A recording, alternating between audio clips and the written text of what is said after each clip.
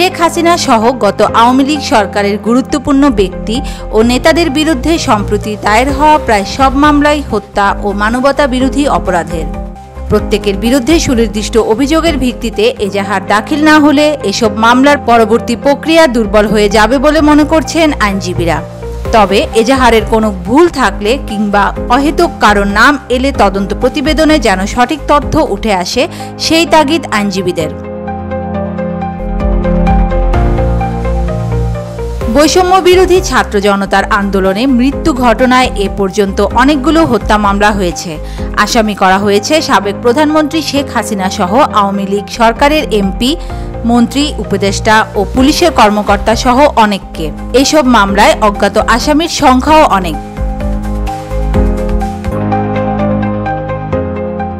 মামলার এজাহার বিশ্লেষণে দেখা যায় বেশিরভাগ মামলা বর্ণনা অনেকটা একই রকম। এজাহারের নাম না থাকলেও অজ্ঞাত আসামির মধ্যে গ্রেপ্তার দেখানো হচ্ছে অনেককে।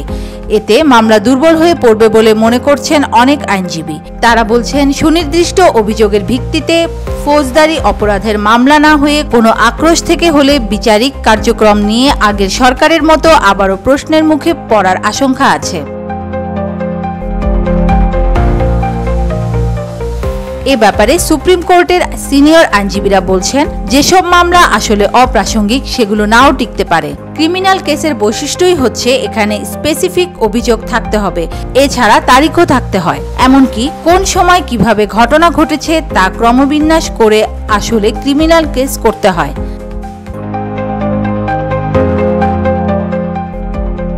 অনেক আইনজীবী আবার বলছেন, প্রাথমিক তথ্য বিবরণী হিসেবে এজাহারে অনেকের নামই আসতে পারে। ঘটনাস্থলে সশরীরে না থাকলেও পরিকল্পনায় জড়িত থাকতে পারেন তারা। তদন্তের পরেই উঠে আসবে প্রকৃত অপরাধীদের নাম।